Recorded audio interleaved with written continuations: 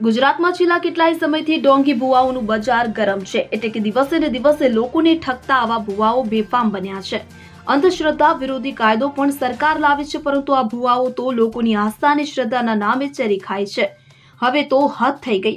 આરોગ્ય વિભાગ જ આ પ્રકારના ભુવાના ભરોસે કામગીરી કરે છે। છોટાઉદેપુરમાંથી આવો જ એક કેસ સામે આવ્યો છે કે જેમાં દર્દીઓને સારવાર માટે બોલાવવા આરોગ્ય વિભાગે ભુવાઓને બોલાવી દર્દીઓને દવા લેવા આવવા ભલામણ કરવામાં આવી છે। મળતી માહિતી મુજબ છોટાઉદેપુરમાં આરોગ્ય વિભાગ દ્વારા ભુવાઓ માટે એક વર્કશોપનું આયોજન કરવામાં આવ્યું હતું અને તેમાં તે ભુવાઓને ટીબીના દર્દીઓને હોસ્પિટલ લાવવા સમજાવવામાં આવ્યું હતું। હવે ટીબીના દર્દીઓ શોધવા અને તેમને સારવાર આપવા ભુવાઓની મદદ લેવાય છે। આરોગ્ય વિભાગ પાસે આવા જિલ્લામાં 742 ભુવાઓ નોંધાયેલા છે। ભુવાઓને આ કામ માટે 1000 રૂપિયા ઇન્સેન્ટિવ પણ ચૂકવાય છે।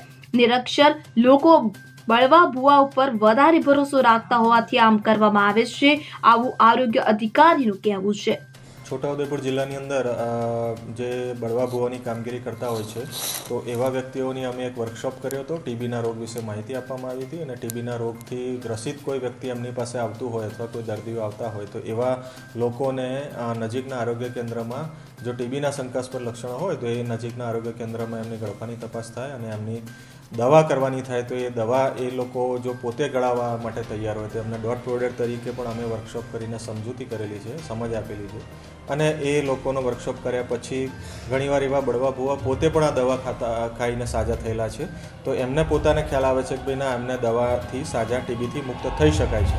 તો આ પ્રકારની કાર્યવાહી અત્રેના ટીબી વિભાગ છોટાઉદેપુર તરફથી કરેલી છે અને પોઝિટિવલી વહેલું નિદાન અને વહેલું સારવાર એ હેતુના કારણે એ હેતુથી આ એમને વર્કશોપની અંદર અમે ટીવી પ્રોગ્રામમાં જોડેલા છે।